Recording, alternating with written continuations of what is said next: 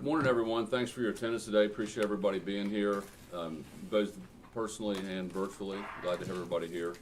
We kind of have a longer agenda and also some introductions to do. The first thing I'm going to take care of, just to get it out of the way, because otherwise I'll forget, is the meeting minutes from the September board meeting. Has everybody had a chance to take a look at those? They were sent out with the board packet. Are there any questions, comments, revisions? If not, is there a motion for approval? So moved. Second. Motion and a second for approval. Any further discussion? All those in favor of approving the minutes from September signify by saying aye. Aye. Are there any opposed? Motion carries. Next, after many months of searching high and low, we have found our new executive director. Some of you all have met him, but Sean Hill comes from the West Virginia Aeronautics Commission. I'm going to let him do a better introduction than I can do, but he has a history of working in the both the federal and the state regulatory environment, so he's going to be a really good fit for us. He started on Monday. Doug's been tutoring him and has another week together, and then Sean's going to be full-fledged in charge and on his own. So, Sean, I just let you kind of open up and tell everybody your background, and then we'll go around and introduce ourselves to you. Sure. Well, first off, thank you all so much, and Todd and the board, for this great opportunity. I'm really excited to be a part of this team. And the 3 days I've spent here now I'm even more excited for meeting with everyone. My background, I was born and raised in Parkersburg, graduated from WVU, and then came down to Charleston and spent about 13 years inside of state government from the Secretary of State's office. Had a great time in Governor Tomlin's administration working with the mayor, representing the governor on a 9-county area, really working on some intergovernmental relations on the city, the county, and the state level, which really prepared me for working with both boards and also addressing any needs of the cities and the regions that are involved in KRT may have. I then went to the Department of Commerce in the development office, and my role was to help attract businesses to the state of West Virginia. I took that really seriously because bringing jobs and people to our state is such a vital role, I believe, and I really enjoyed that. And then the last 3 years of my career I spent over at West Virginia DOT as the director of the West Virginia Aeronautics Commission, working with a network of airports across the state, making sure that they completed all their tasks as far as with the federal partners and grant funding, and also just facilitating any of those conversations on the county and state level also. So I'm really excited to be a part of this. I've spent my entire career working on a statewide level. I'm really excited to work on a regional level where it's actually where I live, and every day we're seeing the people that we work with and the passengers and the citizens that we affect. So I'm really excited for the opportunity. I look forward to grow with you all. I'm learning a lot from my team here, and it's going to be tough shoes to fill with Doug's leadership. I can already tell just what a great job you've done, and it's been drinking from a fire hose the first 3 days with Doug's information, but I'm just really excited to be on the team. That's fantastic. The other new board member is Connie Fout, who's from Bell. Kim Holmes has retired and moved to Florida, so she is going to be replaced by Connie. We're thrilled to have you. If you want to take a second, introduce yourself to us and to Sean, and tell us what your background is. Oh, bless you. I've never really did anything in government or participated in anything. I've volunteered in a lot of things, and then when the mayor asked me if I'd be interested in taking this position, I told him that I would, and I am from the Bell area. I graduated from Dunbar High School. I have a husband, Jim Fout, who coached in the Kanawha Valley for 40 years, back when Randy and Jason Williams played ball and so forth. And I have 3 sons who are all still in the area, have lived here all their lives, have worked in the area, and 4 grandkids and 3 great-grandkids. Nice. Well, Welcome. Yeah, thank you for volunteering to do this. We appreciate that. Just quickly, I know that I won't get the mayor up as soon as we can, but I'd like to this is the kind of the normal participation at board meetings, which might be helpful for both of you all to kind of know the faces.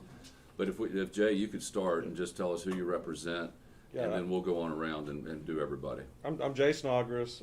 I represent the Kanawha County Commission. I represent the city of Charleston, retired from AEP, and yesterday was my 40th. You will tell Doug You told me it was a secret not to tell anybody, and now, first thing out of your mouth. It's my 48th wedding anniversary. Hey, you gotta- Congratulations. He's got to brag about that. bragging about that. David White, I represent the city of Montgomery. Grace? Good morning. Grace Herney over at Jackson Kelly Council of Board. And then online, we have Dave Casebolt, who represents Nitro. He is the mayor. Also Valerie Gaynor, who's an attorney at Jackson Kelly, who represents Kanawha County Commission.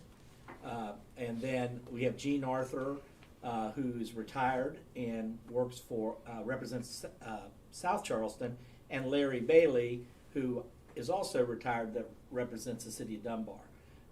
And they're, last month you guys were here in person, and we miss you here today. Thank you. Brett?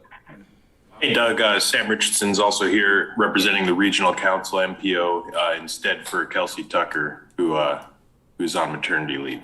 Yeah. Dave Fletcher is chairman of the RIC board. Yes. And so Sam works for RIC. Brett Meadows, I represent APU Local Union 1742. Chris Baldwin, maintenance director here at KRT. Travis Garrett, IT man. Jane? I'm Jane Bostic. I'm with Mayor Goodwin's office, City of Charleston. Jamie Tompkins, purchasing department. Kara Greathouse, planning director here. Scott Menifee, I'm director of finance. Jacob Pittman, director of operations. And I'm Doug Hartley. You don't need to remember that. Oh, I'm sure they'll still be needing your services. Oh, you'll for a hear. while. Well, thank you, everybody, for doing that, and welcome to both of you. We're really looking forward to working together. Unless the mayor wants to sit through the rest of our meeting, and you're still welcome to, but I'd love to let you. I definitely want to stay for the update on The transit, center, yeah. But Well, could we go ahead and do the, there are, in their packet, there was a bunch of, an authorizing resolution. We also have some banking resolutions to change signature cards and some other documents that we have to send to FTA to make it official so Sean can do the work that needs to be done to operate that job. I talked to Grace, and we can just have one motion to approve all the documents to facilitate the transition if no one objects to it. Is that correct? Correct. And instead of doing each document separate. So what is the will of the board? I would like to make a motion, if we could, to go ahead and accept all documents as presented. Okay, a motion to accept the document, the resolution documents as presented as a package and seconded by Gene Arthur. Is there any further discussion about those documents? Any questions? All those in favor of the motion signify by saying aye. Aye. Are there any opposed? Motion carries. Okay.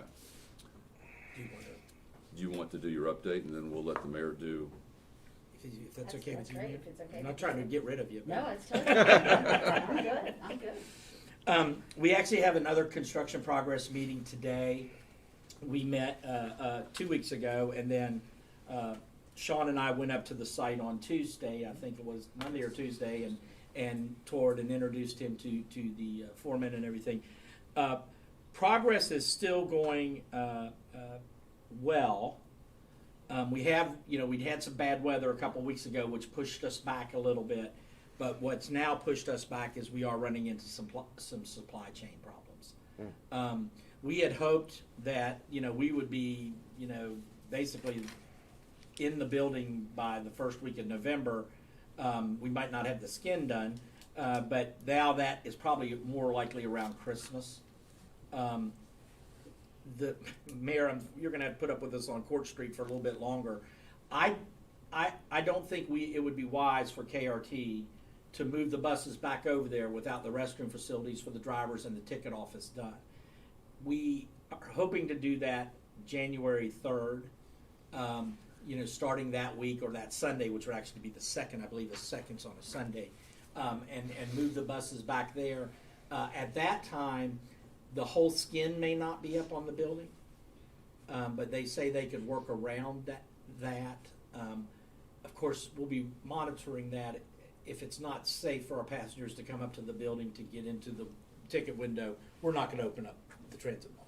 I would say our best case scenario, we asked until in January. But if that changes and we can get back in there before Christmas or right the week after Christmas, we'll do that. I know, Mayor, your project is moving along, I think, a little bit faster than I know that there's been a couple hiccups. We had hoped that they would be concurrent, but I do think your project will be finished before ours, which was nice because when we do our celebration, we talked about bringing in a food truck and doing some stuff and using part of City Center Slack Plaza there. Sure. I think to your point, the city has also found delays in supply, equipment, things that we need to have to get it done. Of course, when we had engaged SQP, I said during the press conference, this is super quick project, right? That's what SQP stands for. They also laughed. Our hope and our anticipation was to have it complete by Black Friday, to have celebrations and that downtown kickoff. Our merchants were really hoping for that. So are we going to have it? Yes. No matter what, whether it's going to have to be some temporary lights or things through Brawley walkway as well. So that section or that half of the plaza, hopefully we'll be able to engage some type of activity as well. But my understanding, Mayor, just to give you a couple updates, that I know your all's meeting's tomorrow too. I yes. think Chris has a meeting the same day we do. I think he has a meeting today. Oh, okay. And maybe tomorrow. But Yeah. I'm Good. Well, my understanding is the paver, we're using the same electrician, we're using the same person putting down the pavers. They're supposed to start next week on pavers, and then some of ours too. Some of the pavers are already in on the main crosswalk. Sure. Our light poles are going up now. Our 5 of our 7 shelters are up. We just haven't done them. Our fencing's supposed to start next week. So, and we had to pull some scaffolding down to let your contractors get into an area to put in the water line into Sure. the garage for your live wall, and that was dug out, and it should be completed, and we should be able to get back on our stuff. So and then we had AEP in there slowing us down, changing the box out that they wanted us to pay $675,000 for, which caused us to shrink our building and go back, and that put us 2 months behind. Now they just did it themselves, and crazy. And let me just note, Mr. Chairman, that it's no problem in court. Actually, I think it's worked extremely well.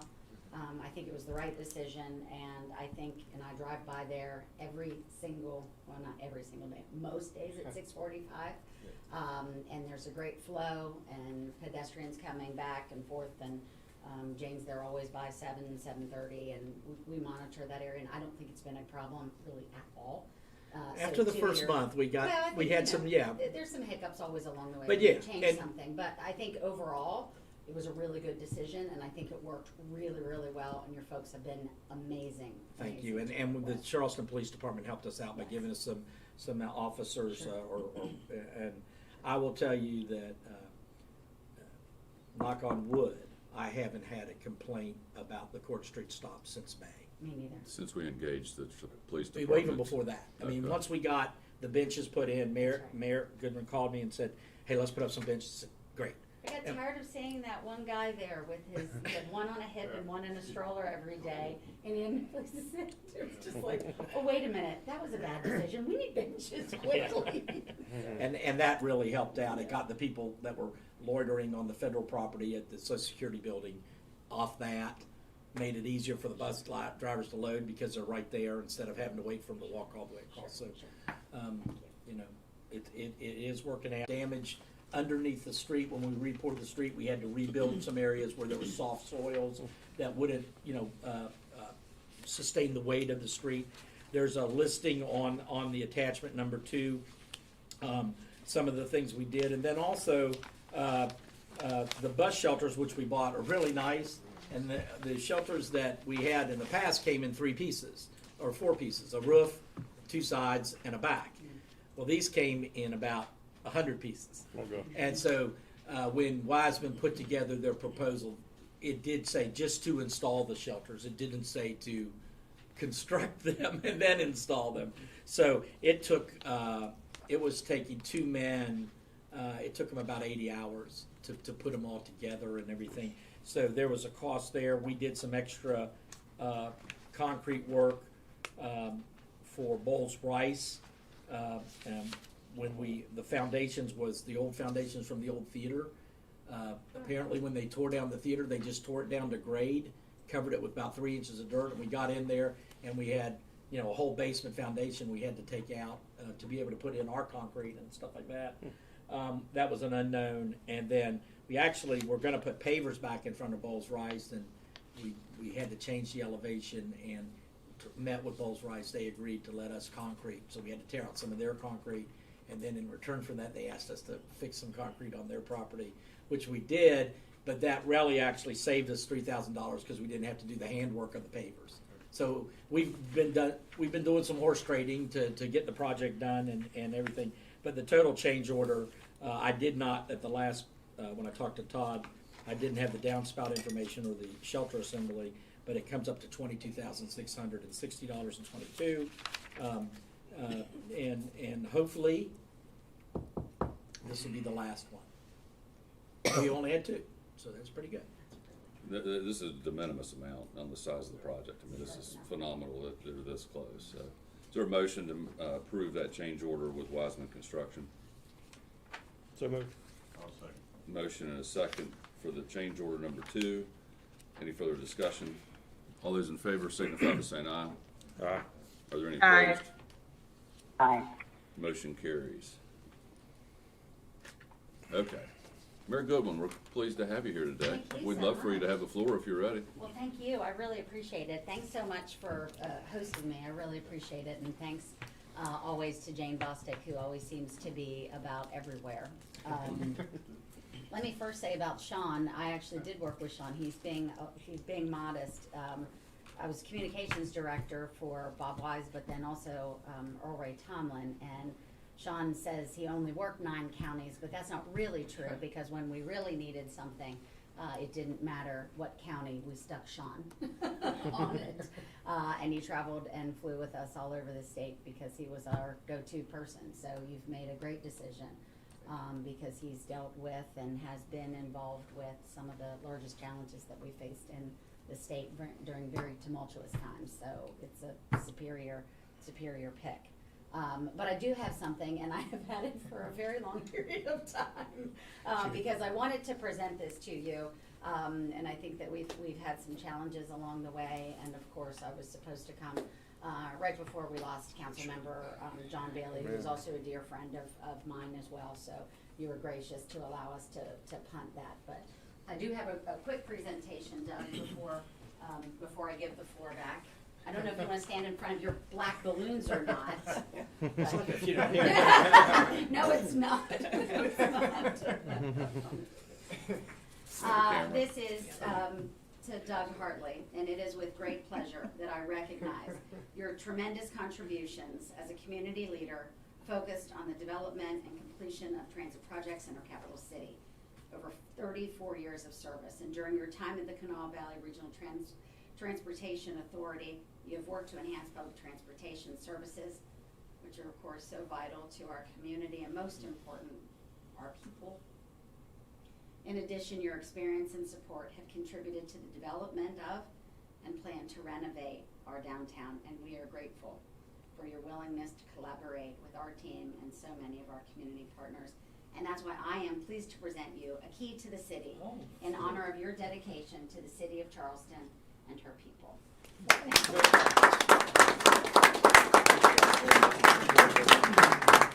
This does unlock many doors, many doors. Talk you to the big soft. Yes, that's right. You may. Why don't you take off the hat and get a serious picture? Yeah. So Jamie, will you tag KRT and post these on social media? Wait a minute, I gotta watch her. Yeah. You're good. Thank you very much. Thank you, Mr. Chairman. Thank I you very much. appreciate it. What a great. Congratulations to you. Thank you. Sir. And as I like to say to my kids, I'm off like a dirty shirt. Let me They never just tell you, laughed, but you just did. I don't have a key to my house, but I do have a key to the city. I have a garage door opener. That's all my wife lets me have. Thank you. You can unplug it when you've been bad. Yeah. And I am gonna take my part in gifts. Yes, There you go. yes, Because that's- we don't get good stuff like this in the city, Jane. Make sure you get one too. I'm here for her. Don't worry about it. Mayor, see ya. I have a 9:30, I apologize. No, Thank we- you so much. Thank you. Thank Again, Take care. thank you very much. Thank you for carving out some time. No. Take some donuts. Thank you. No, I'm trying. Not Orange Theory approved. Christmas is good. All right, Scott. Yeah, so we'll get back on track. I think we're on item 3, so Scott's gonna present the financial statements. I'm gonna move it. You need to come up here so you can turn.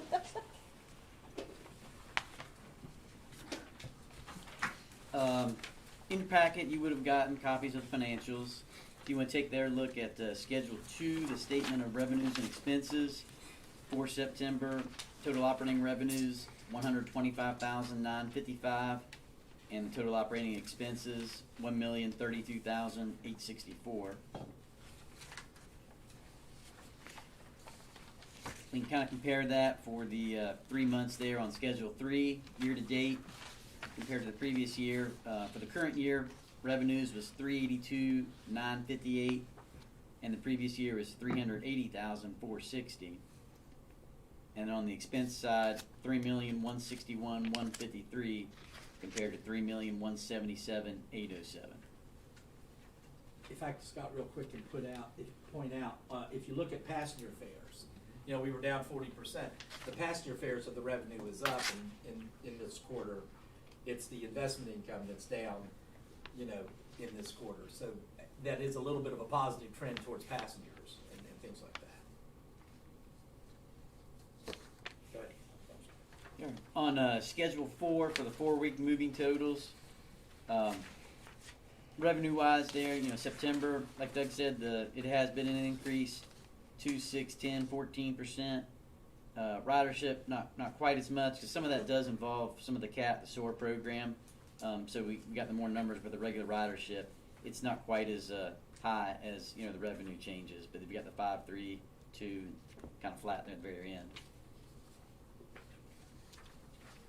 On 4B, the daily fare box, again, since COVID, the average has been, that's that bottom number there, since March 20, about 18,000 per week. For the weeks in September, we're at 18, 16, 18, 16, 18, 19, so holding steady, but again, not a real growth. And like, you know, the 5-year total, we've been used to that 26,000.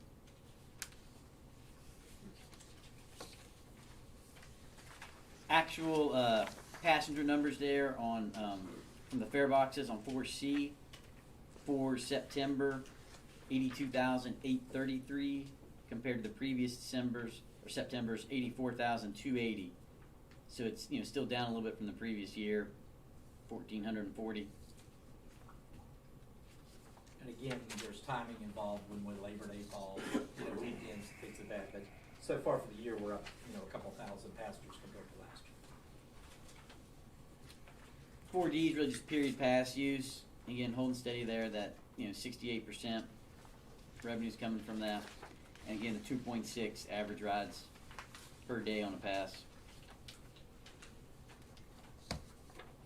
Stats there on Schedule 5, based on, you know, our analysis, which, you know, they stay close where the actual numbers are, so they've been pretty consistent. But the average passenger a day was at 3,200. Previous September was 3,211. And for the month, 81,244 compared to 81,534.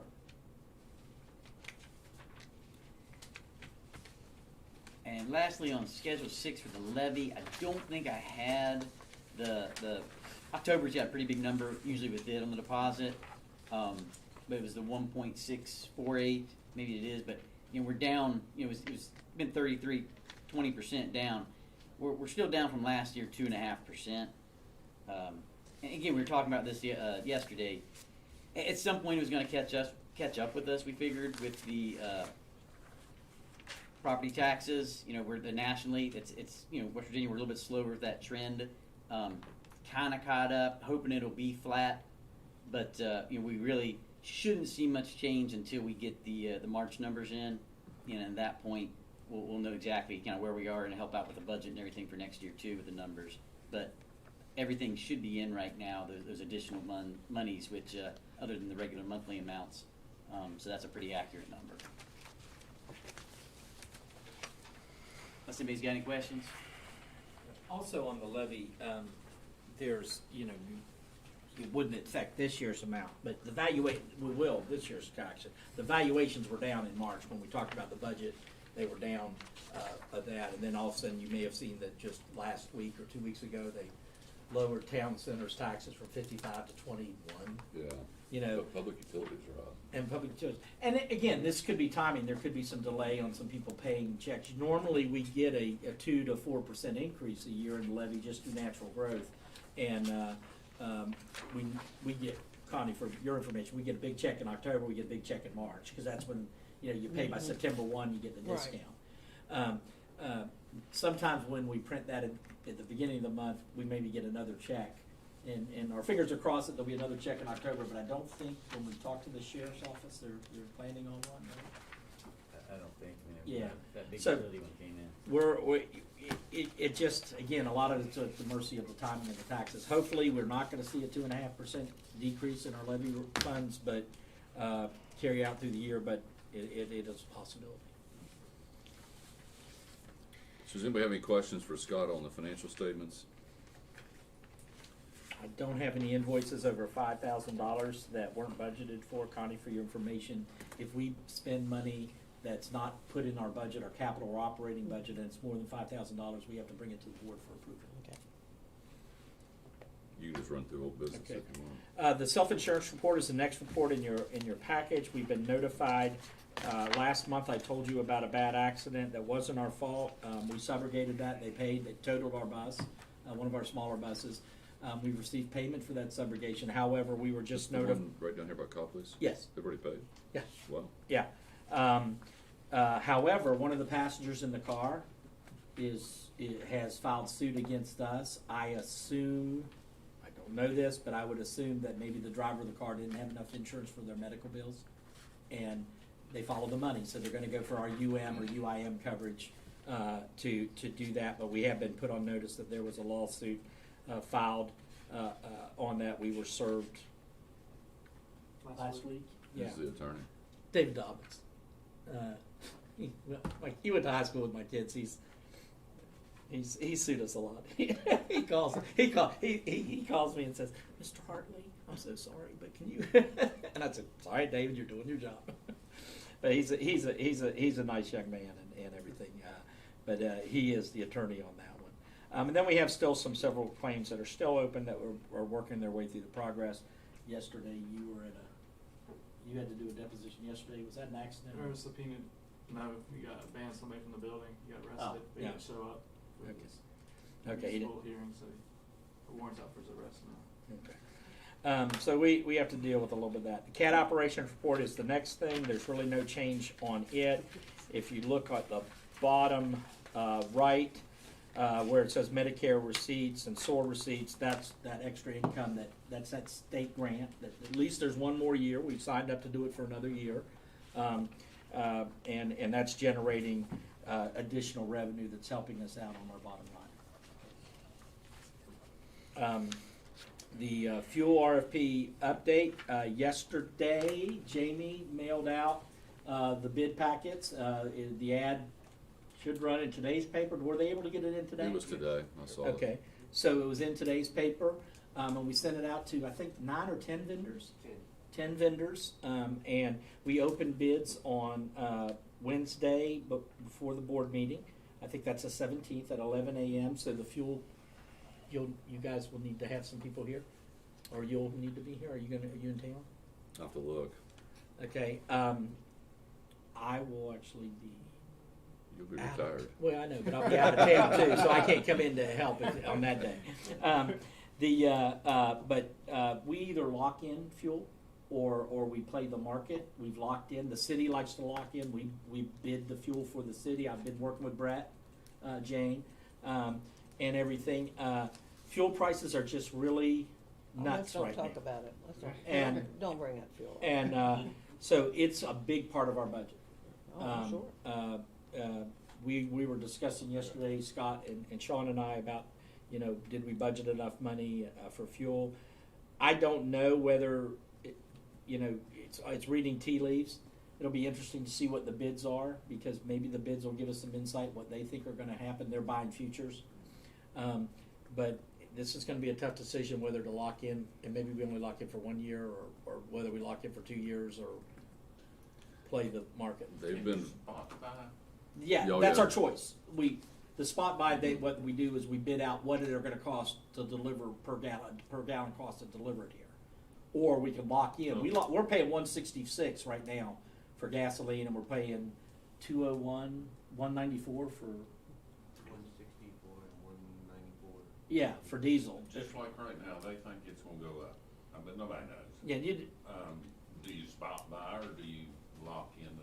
well, that's the right now? decision this board will need to Yeah. make on Thursday, November 18th, because the bids are only open for 24 hours. So what happens is, because they're buying futures, they put in options for something, and then they have to do it. That's the way the stock market works. I don't understand. so we bought on the spot market maybe 6-7 years ago, and we got burned. Yeah. And that's why, Buying on spot. yeah, and that's why we've been with the contract. And frankly, when you look at these contract prices, and then retrospectively, these guys are pretty attuned to what's going on, and somehow they know what those trends are. So 1 year we were paying, like, say the gas at the pump was $2.50, and we got prices like $1.77. Like, what in the world? Well, sure enough, 6 months later, a year later, prices were way down. I mean, can you get advice on this? Will he make you advice on this? Well, there really is nobody that, there's no experts to really go to. That you can read what you read, and one guy say fuel's going up. All it takes is one terrorist attack somewhere in the Middle East, and all of a sudden it changes. I can tell you, had we were offered an opportunity last year when if you recall, because we cut the Saturday service, we didn't burn enough fuel, and we had to sell some fuel to Huntington to meet our gap. We ordered 100,000 gallons, we'll say, plus or minus 10%, and we were going to be below the minus 10%. So. And we'd have to pay for that fuel and not get it. So it would be just writing a check for nothing. So we sold some fuel at Huntington at a loss to us, but at a savings from the loss to that we'd had to write the check to the fuel company. At that time, they said, hey, we'll waive this and let you carry these gallons over if you renew your contract, and it was only a nickel increase in fuel. Wasn't it about a nickel? It was a great deal. But the problem is, legally, we couldn't do that because you have to put out an RFB. Other companies could have given us maybe a better price, and there wasn't enough time to do that in the period. Plus, we had 1 year. They were willing to basically extend the contract from this year. By buying futures last November, we'd only paid a nickel more for gas, but we just couldn't do it. And there's a goodwill factor, obviously, that if you burn all these other vendors and just deal with one, we're not going to have any bidders.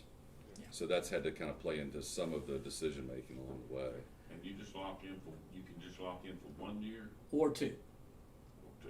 Yeah, we do it both ways, and because actually one contract, the price went down the second year, so we went ahead and locked in.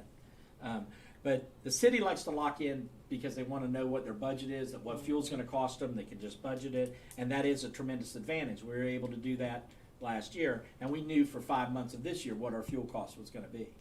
But this contract expires on November 25th. So if the new contract is more and we locked in, then we're going to fill up our tanks with the cheaper fuel. If it's less, then we're going to let our tanks run real dry and fill them up on the first day of the new contract. We always play the game to try to save us some money somewhere along the line. But that is something, so it's very important that we have a quorum at the next board meeting, because that decision needs to be made, and it has to be made. The city of Charleston, Jane, I've talked to Jonathan, they're going to give approval on that Monday night. You have a council meeting to award a contract after we open up the bids. So, David, would you call in when they do the bid opening so that you can hear it live? I'd like to. Or come here? I mean, Yeah, I we don't do it know in if it this was room. inconvenient to. I'd like to. It'd be helpful. it's Wednesday at 11 o'clock, November 17th. And I'll look at my calendar about being here, but if you could be here, David, and anybody else, because this is a big deal as far as budgeting goes, to make that decision. But, I mean, we're just not economists to the point that we can project whether gas is gonna be more or less over the Right, and next 2 years. financial advisor can't, I mean, they can't even predict No. anything neither. Right. Like stock market. If I could Same predict fuel type thing. prices, I would have been managing a bus company. Right now, it's a total, Yeah. So Jamie, can you, since you're running the fuel bid, can you remember to send an invite out to David and me? is that 11 o'clock. 11? Send that out, Jamie, and that way we'll put it on our calendars and won't forget. Yeah, if you could be here a few minutes before, because 11 is when we actually open the bids. Okay. And there'll usually be. There'll be 3 or 4 people here. Yeah, there'll be from a the couple vendors. vendors here at the table, and sometimes it's just a runner carrying the bid, but sometimes it's one of their regional guys, and they'll come in and say, I mean, do they actually bid at this time? yeah, oh yeah, Well, we Just could, each other, or do they Yeah. have it already set up? it's already mailed in, we receive it, if we have 10, we open them at that point and look at it, we can't look at them in advance. Somebody bought Just 2 like- packets, and Yeah. they'll swap them out last minute. Yeah, we've had that they've, because they'll get a phone call that morning, if nothing changes overnight, submit A, if something changes, submit B. And we've had that where they're saying, okay, we're submitting this one. So they can't counter offer after? No, that? no, once it's a sealed bid, we go from there. So it's an exciting time, it's a very important thing for KRT, other than labor, this is the biggest budget. Oh, yeah, it's. And it affects all the other agencies in the county because we're buying on their behalf and making this decision on their behalf. Nobody else weighs in, the city does their own thing. But none of the other agencies that are in our fuel program are here. So the city of Charleston just follows us, basically.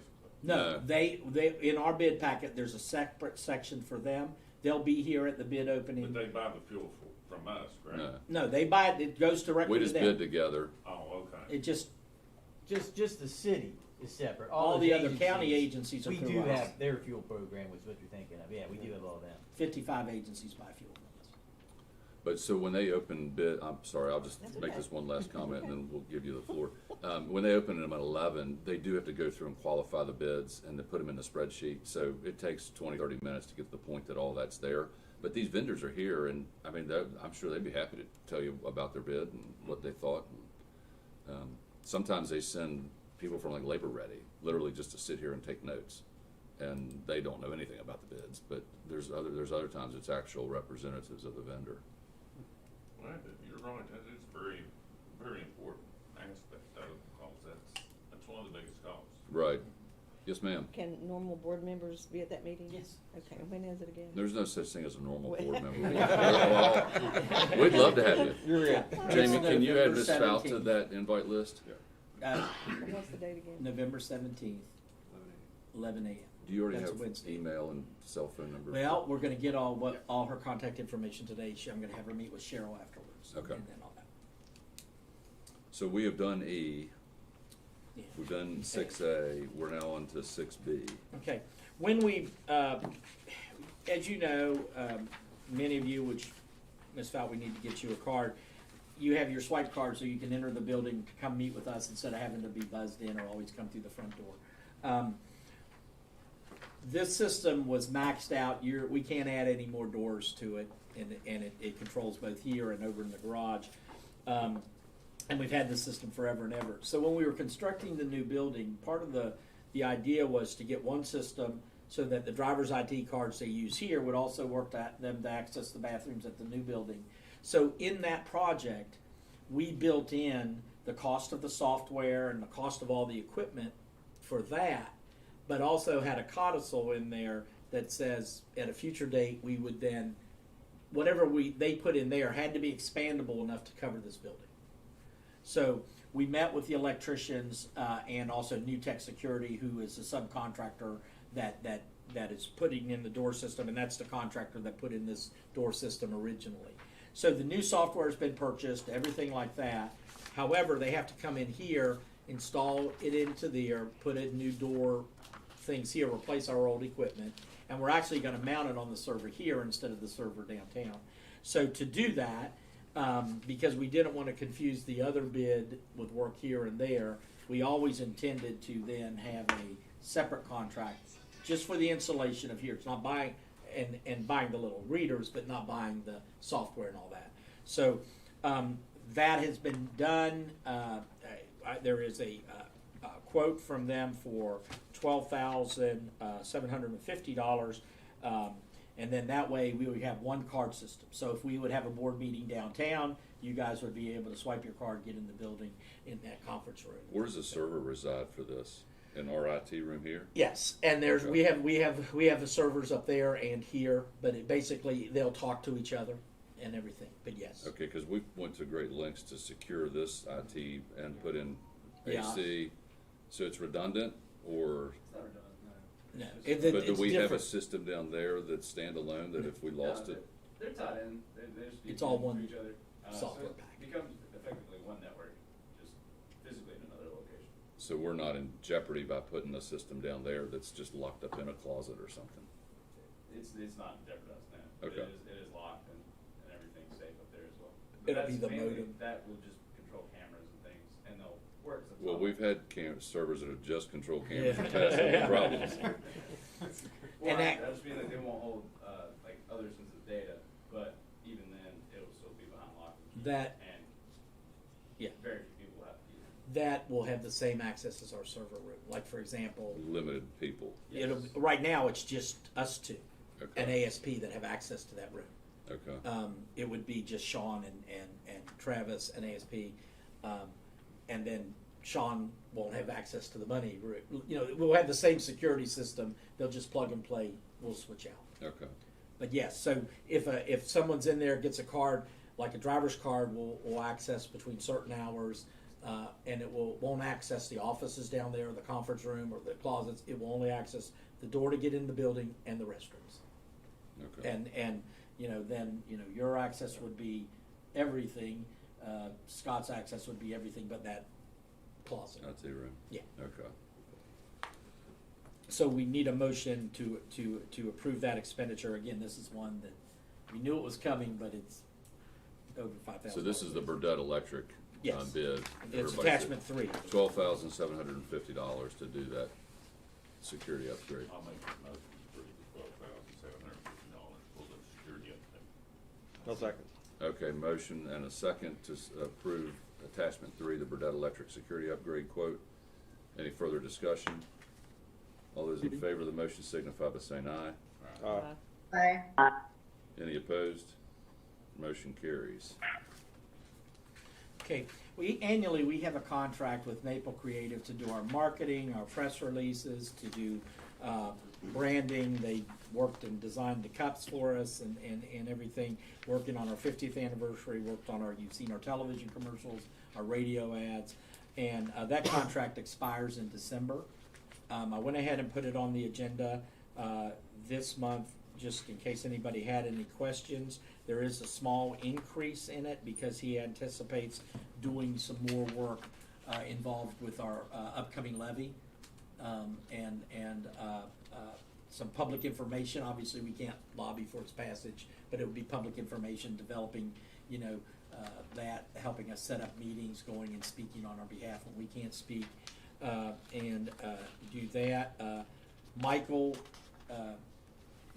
he arranged to make sure that there was press at the meeting yesterday. We got on the front page of the paper. Michael Haid has been working with us about 4 years now, 4 or 5 years? 5 Probably. years, yeah. Is it 2016, okay. we brought him on. He's done our rebranding. We're looking at after the bus tour last week, which I'll talk a little bit about here in a minute. They're looking at maybe not rebranding, but redesigning the outside of our buses to try to help save on some maintenance issues that we have. But I would hope that the board is happy with the work. We as a staff are happy with the work with Maple Creative, and we would recommend that you adopt this contract, which goes into effect on December 19th and would carry us through the end of next calendar year, 2022. And one other thing that I just know, because Michael and I are friends, and I'll just put that right out there, but the lobbying and the legislative work that he's doing up at the State House that has during the last session, and then Doug has helped Michael form a relationship. I don't know where it stands with West Virginia Transit. He's actually under contract. Okay, so that's an important part. We don't have the eyes and ears within our staff or to hire a professional lobbyist. That's all they do. And so Michael fills that role as well. Yeah, and 2 years, for us, he got a bill passed in the legislature in purchasing that really helped us do that. And he does do our lobbying for KRT, but he also now is under contract for the West Virginia Public Transit Association to do their lobbying, because we have a major issue that affects statewide, which could cause the cessation of funding for urban mass transit systems, federal funding, including us. And we've been working with the union, the International out of Washington. We actually met yesterday, Brad, or Tuesday? Yesterday. We met yesterday with the attorneys. I have some of the draft language. We've got to do some cleanups on it. But there was a bill passed in the Senate last year. It has unintended consequences. Basically, could allow the Department of Labor, the U.S. Department of Labor, to cease funding KRT and Parkersburg and Huntington and Clarksburg and Wheeling. I think that's all. Just 5 of us.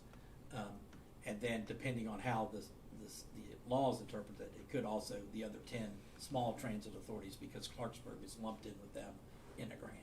So the union and I, and we've been cooperating on that, working with that. We've talked to International. Our lawyers are working with that. But Michael is already working the backdoor channels. He's met with some House leadership on how to best tackle getting this solved. And we have a plan moving forward. And matter of fact, we're going tomorrow to Clarksburg to meet with the other transit authorities to lay that out. So Michael is vital to KRT, and we really enjoy working with him. He's kind of part of our team now. Mm-hmm. Yeah, and an expensive extra set of eyes and ears and hands to pick up the where there's gaps. So are there any other questions about Maple Creative? The contracts before you, it's for... Attachment 4. Is it for a year? Or Yeah, it's $24,000 for the year. Last year, I think it was $1,800. I think it's two. It's 21,000, right? 1,750. Is that what, am I reading this right? No, it's 24? It's 24. It's 2,000. Then it may be wrong. Then there's On a the second typo in page. the carpet. I'll check that. There was a small increase. Yes, it is. It's $2,000 a month now. Okay. That's the increase. Okay, so that was last year. I'll need to get this recorrected, because on the back page, if you look, I see that. the back page it shows 2,000 a month for 12 months. So that's just a typo that we'll correct. Okay, so that's a $2,000 monthly obligation to him if we choose to accept the contract. Is there a motion? I'll make a motion to accept $24,000 bid for Maple contract. I'll second. Okay, there's a motion and a second to accept the Maple Creative contract with the revision that it's At actually $2,000 per month. Any further discussion? All those in favor signify by saying aye. Aye. Any opposed? Motion carries. The last item, every year we have a party that downstairs, and you guys, many of you have come. Start at 4 a.m. in the morning. We put out a buffet of food as the drivers are coming in. They can get food before their run, and they come in their midday, and the mechanics. And we cover all 3 shifts. It goes from 4 in the morning till about 6:30 at night.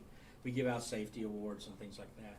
Due to COVID last year, it just wasn't advisable to put out a buffet spread of food, and met with the union and talked to them, and we both agree that it's still not a wise thing to do.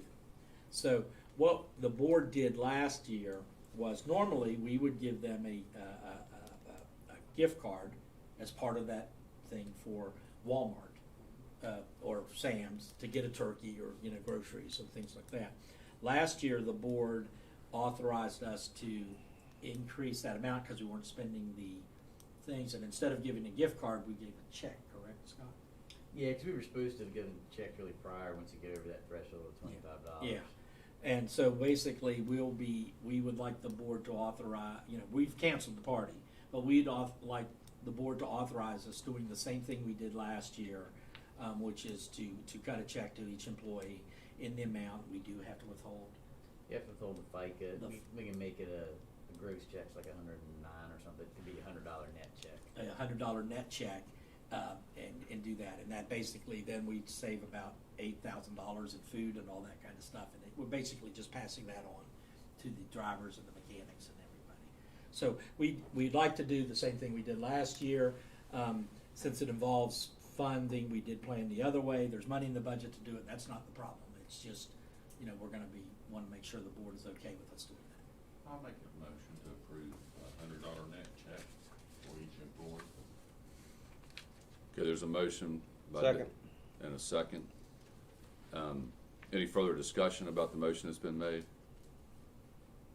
All those in favor of the Christmas party checks dispersed to the drivers and mechanics? All those in favor signify by saying aye. Any opposed? Motion carries. Doug, are they still gonna go to the safety awards, just? Yes, give we them still out? do the safety awards. We'll do all that, and the people that get belt buckle, whatever. We'll still be doing the stuff that they normally do. Good. Okay. It's just we won't be having the food part of the party. Real quickly, last week, Jamie, Travis, and Chris Baldwin were at the Gillig factory for the pre-build of our 4 new buses that we ordered last November. Obviously, Gillig is having supply chain issues. Yes or no? Okay. Gillig is having supply chain issues, so those buses were supposed to be delivered in January. They're now not going to be produced until May. I think they go on the line May 10th or something like that, around Levy Day. And May 10th is in my mind. And then we should see the buses. It takes 6 or 7 weeks to get through, and then we should have 4 new buses in here around the 1st of July. We've made a few changes. Chris and they went out. Jamie had not been to the factory or to the parts place with Gillig, who's our bus supervisor. They're located in Oakland and Livermore, California, we flew them out for the week to meet with all them. Meeting went well. We were able to do some things, and we're excited that we're going to get those new buses. We also have 10 buses on order that you ordered this past August or July that will at some point next year, probably in the fall, hopefully, but basically it's a 2-year lead.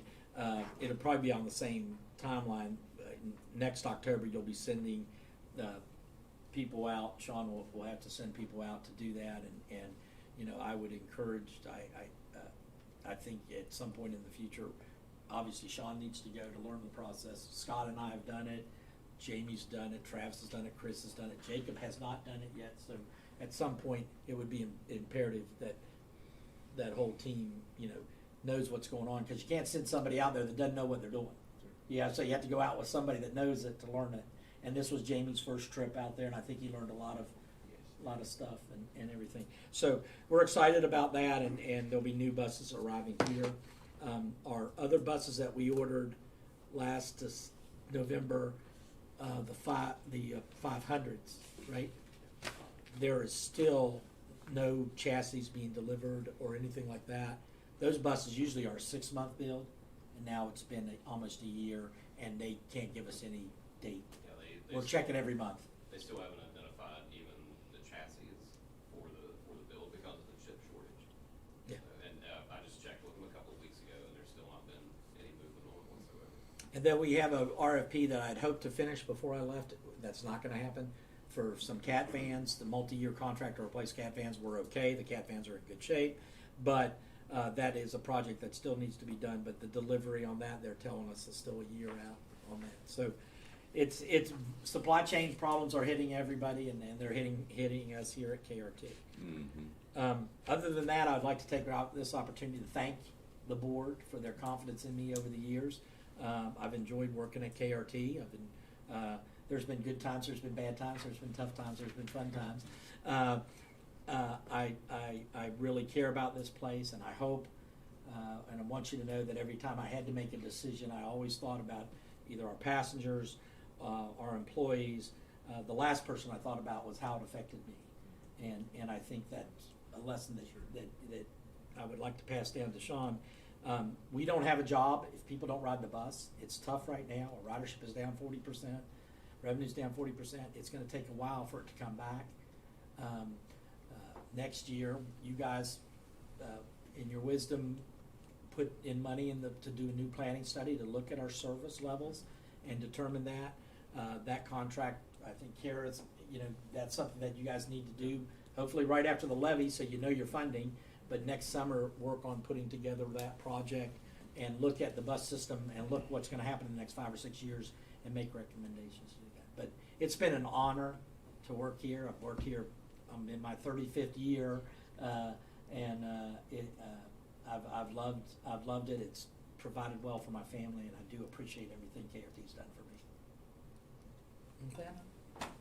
Well, it is kind of the end of an era and passing of command, but I'll just say a few things about Doug, and obviously anybody else that wants to is welcome to. But he's been the face of KRT for years. He started out, when I started here, Denny was in charge, but Doug was always the guy that was out front, being the public face and the people that you went to make things happen if it was KRT related. I've gotten to know him better than a lot of folks because of our working relationship. And the thing that strikes me about Doug is that when you look at the staff that he's put together an entity that has longevity beyond him, because he knew it was important that this place succeeded when he chose to step down. And he's been incredibly gracious with his time while we've worked over the last 18 months.